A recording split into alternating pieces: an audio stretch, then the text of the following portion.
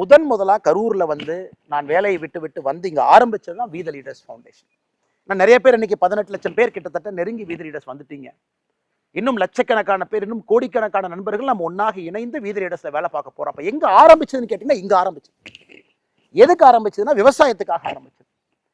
அப்போ வி த லீடர்ஸில் முதலாக 2020 நான் செஞ்சதே இங்க இருக்கக்கூடிய முருங்கை விவசாயிகளை சேர்ந்து ஒரு எஃபிஓ ஆரம்பிக்கணும். இன்னைக்கு எஃபிஓ பார்த்தீங்கன்னா இன்னைக்கு ஃபேஷன் ஆயிடுச்சு. இன்னைக்கு எல்லாருமே எஃபிஓ ஆரம்பிக்கணும், விவசாயிகள் ஒன்றா இணையணும்.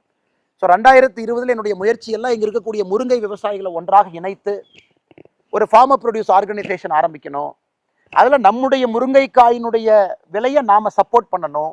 நம்முடைய முருங்கைக்காய் விலை தனித்தனியாக, உதாரணத்துக்கு இந்த இடத்த பார்த்தீங்கன்னா இதெல்லாம் ஒரு காலத்தில் முருங்கை மரமாக இருந்த இடம். இதெல்லாம் இன்னைக்கு நம்ம ஆட்டுப்பட்டி இருக்குது, 2 முருங்கை மரம் பார்க்குறீங்க, அந்த பக்கம் ஒரு 4 முருங்கை மரம் இருக்குது. இதெல்லாம் முருங்கை மரம் இருக்கக்கூடிய இடம். இது முழுவதுமாக இந்த முருங்கை மரம் எங்களுக்கு சாப்பாடு போட்டுச்சு, வருமானம் கொடுத்துச்சு. இந்த முருங்கை மரம் ஒரு ரொம்ப ஸ்பெஷல் முருங்கை மரம். இப்போ தமிழ்நாட்டில் பார்த்தீங்கன்னா அக்ரிகல்ச்சர் யூனிவர்சிட்டியினுடைய வெரைட்டி 2-3 வெரைட்டி இருக்குது, கருமுருங்கை இருக்குது, நிறைய வெரைட்டி இருந்தாலும் கூட இந்த நம்முடைய மூலனூர், சின்னதாராபுரம், காப்பரமத்தி, வைரமடை, அரவக்குறிச்சி, பள்ளப்பட்டி இந்த பகுதியில் வரக்கூடிய முருங்கைக்காய் என்பது கிட்டத்தட்ட வருடம் முழுசுமே காய்க்கும். 12 மாசத்துல குறைந்தபட்சம் 9 மாசம் காய்க்கும். அதிக வருமானம் வரக்கூடிய நாட்டு முருங்கை, மூலனூர் வகைன்னு சொல்லலாம். நம்மளுக்கு ஒரு லோக்கல் பேர் நம்ம சொல்லிக்கலாம். இந்த முருங்கைக்காய் அப்படியே கத்தை எடுத்துட்டு செவ்வாய்க்கிழமை சந்தை, பக்க சந்தைக்கு போனீங்கன்னா அப்படி கிராமத்தில் பார்த்தீங்கன்னா சந்தைக்கு எடுத்துட்டு போவாங்க. அது கண் முன்னால் கொஞ்சம் கொஞ்சமாக அழிய ஆரம்பித்து வருமானம் இல்லைன்னும் பொழுது இதை நாம் ஒரு எஃபிஓ கொண்டு வந்து முருங்கை விவசாயிகளை ஒன்றாக இணைத்து 1000 பேர்த்து இணைச்சு ஒரு எஃபிஓ உருவாக்கலாமா அப்படிங்கிறதுக்காக வி த லீடர்ஸ் ஃபவுண்டேஷன் விவசாயத்தை நோக்கி வந்தோம். அதனால தான் ஆரம்பத்தில் வி த லீடர்ஸ் ஃபவுண்டேஷனுடைய ஆஃபீஸஸே பார்த்தீங்கன்னா அரவக்குறிச்சியில் இருக்கும், சென்னையில் இருக்கும், வேலாயுதம்பாளையத்தில் இருக்கும். எல்லாமே கரூர் மாவட்டத்துக்குள்ள நான் எங்கே பிறந்து வளர்ந்தோன்னா அந்த இடத்த சுற்றி அது இருக்கும். அது நம்ம ரொம்ப தெளிவாக இருந்தோம். அரசியலுக்கும் இதுக்கும் சம்பந்தம் இல்லை. வி த லீடர்ஸை பொறுத்த வரைக்கும் மக்களுக்கு சேவை செய்யறக்கா இருக்கணும். அரவக்குறிச்சியில் சொன்னாங்க, அரவக்குறிச்சி ஆஃபீஸில் நம்ம வாலண்டியர்ஸ் அண்ணா, நீங்கள் இன்னைக்கு ஒரு அரசியல் இயக்கத்தில் இருக்கிறீங்க, நிறைய இஸ்லாமிய பெண்கள் வந்து எங்களுக்கு வி த லீடர்ஸ் ஃபவுண்டேஷனில் டெய்லரிங் ஒர்க் ஷாப் பண்ணி கொடுங்கன்னு கேட்குறாங்க.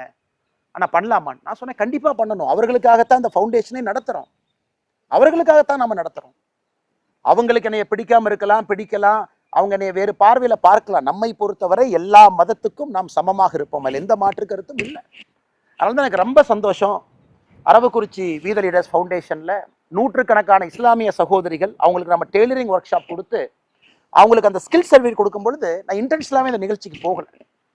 நாம் ஸ்டேஜுக்கு போய் அவங்க நம்மளோட இருந்து ஃபோட்டோலாம் எடுத்து அதுக்கு தேவையில்லாமல் பொலிட்டிக்கல் ஆகி அந்த சகோதரிக்கு ஏதாவது தொந்தரவு வந்துட போகுது அப்படிங்கிறக்காக கூட போகல. அந்த அளவுக்கு சில இடத்துல நான் பின்னாடி தான் இருந்தேன்.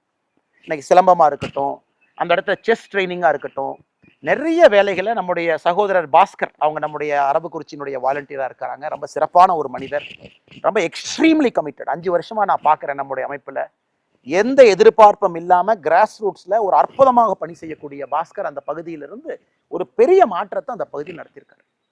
அதே போல் இந்த பக்கம் நம்முடைய தென்னிலையில் வி த லீடர்ஸ் ஃபவுண்டேஷன், அங்கே சுமேஷ் நம்முடைய சகோதரர் ரொம்ப நல்லா ஹார்ட் ஒர்க்கிங் வாலண்டியர். சின்ன உள்ளூர்லேயே படித்த ஒரு பையன் வாலண்டியராக கொண்டு வந்து ட்ரெயின் பண்ணி 2020 சுமேஷ் சொன்னார்னா, நம்ம ஊரில் பிரச்சனை வந்தீங்கன்னா ஆடுகள் நிறையா இருக்குங்க பாருங்க, நம்ம தோட்டத்துக்குள்ள ஆடுகள் அங்கே நிற்குது, செம்பரி ஆடுகள் நிற்குது.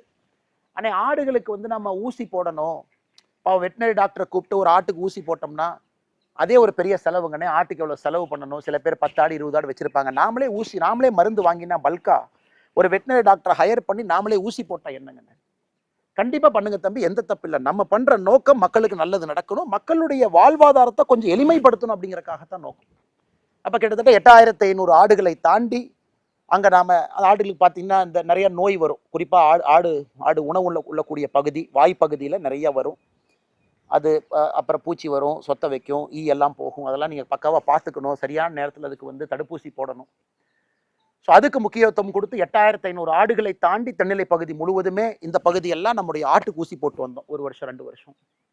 அப்புறம் மாடுகளுக்கு ஊசி. இதெல்லாம் பார்த்தீங்கன்னா ஒரு இடத்துலையும் அந்த தன்மைக்கு தகுந்த போல வி த லீடர்ஸை நம்ம அலோவ் பண்ணோம். நீங்க இப்படி பண்ணுங்க, கோயம்புத்தூர்ல வி த லீடர்ஸனுடைய ஆஃபீஸ் இருக்கீங்க, இந்த மாதிரி நீங்க வேலை பாருங்க, நமக்கு எந்த அப்ஜெக்ஷனும் கிடையாது. நம்முடைய நோக்கம் to touch humanity, to make a change. அப்புறம் தனியார் நிறுவனத்தோடு இணைந்து இன்ஜினியரிங் கல்லூரி, ஆர்ட்ஸ் கல்லூரியில் இணைந்து அவங்களுக்கு ஸ்கில்லிங் பயிற்சி, ப்ராஜெக்ட் தலைவா, இப்போ அது ப்ராஜெக்ட் தலைவாங்கிற பேரில் இருக்குது. இதுக்கு முன்பு ஒரு 5 இன்ஜினியரிங் காலேஜஸ், 3 டிப்ளமோ கல்லூரிகளில் அவங்கள பிளேஸ்மெண்ட் ரெடியாக செய்யணும் அப்படின்னு அது ஒரு பெரிய நோக்கத்தோடு செஞ்சோம். ஸோ இத்தனை காலமாக, ஏன்னா வி த லீடர்ஸ் பற்றி உங்களுக்கு ஒரு அறிமுகம் இருக்கணும் அப்படிங்கிறக்காக தான் நான் பேசுகிறேன், இது தவறாக நினச்சிக்காதீங்க. ஆனா எல்லோருமே இன்னைக்கு நம்ம ஒரு குடும்பமாக வீதி லீடர்ஸ்ல இணைஞ்சிருக்கோம். ஒரு மாற்றத்தை நோக்கி போறோம். அந்த மாற்றம் அடிப்படையிலிருந்து ஆரம்பிக்கணும். அரசியல் மாறணும்னு நினைக்கும் பொழுது இது வீத லீடர்ஸ்னுடைய பாதை. இங்க இருந்து ஆரம்பிச்சது, அது எப்படி செய்யலாம்னு யோசிச்சு கொஞ்சம் கொஞ்சமாக அது அப்படியே படிப்படியாக வந்து இன்னைக்கு அது ஒரு மக்கள் இயக்கமாக மாறி உங்கள் முன்னால் நின்று கொண்டிருக்கிறது. பெரிய ஆதரவு கொடுத்துக்கிட்டு இருக்கீங்க. இப்ப நம்முடைய நோக்கம் எல்லாம் வருகின்ற மாதங்கள்ல இந்த மெம்பர்ஷிப் டிரைவும் போயிட்டே இருக்கு. புதுசா மெம்பர்ஸும் வர்றாங்க.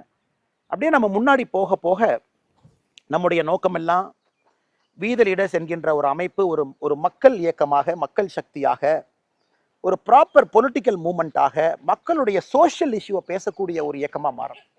மக்களுடைய அன்றாட பிரச்சனைகளை பேசணும். இன்னைக்கு அரசியல் கட்சிகள், நான் யாரையும் குறை சொல்லலை, எத்தனை அரசியல் கட்சிகள் மக்களுடைய அன்றாட பிரச்சனைகளை இன்னைக்கு பேசுறாங்க.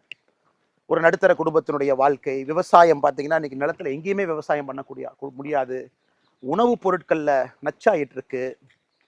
காத்து சுகாதாரம் இல்லாத ஒரு காத்து, ஆரோக்கியம் இல்லாத நிறைய வாழ்க்கைகள், அர்பன் கன்ஜெஷன், ரூரல் ஏரியாவிலிருந்து அடுத்த தலைமுறை பட்டதாரிகள் எல்லாம் வெளியே போயிட்டு இருக்காங்க. அப்ப நாம இதை பத்தி நம்ம எதுவுமே பேசுறது. இன்னும் 10 ஆண்டுகள் கழிச்சு இந்த இடம் எப்படி இருக்கும் சத்தியமா எனக்கு தெரியாது. ஊர் எப்படி இருக்கும் தெரியாது. கிராமம் எப்படி இருக்கும் தெரியாது. இளைஞர்கள் யாராவது வந்து நம்ம ஊர்ல விவசாயம் பண்ணுவாங்களா? கண்டிப்பா தெரியாது. இதையெல்லாம் மாத்தணும். இந்த இஷ்யூஸ் எல்லாம் கையில் எடுக்கணும்.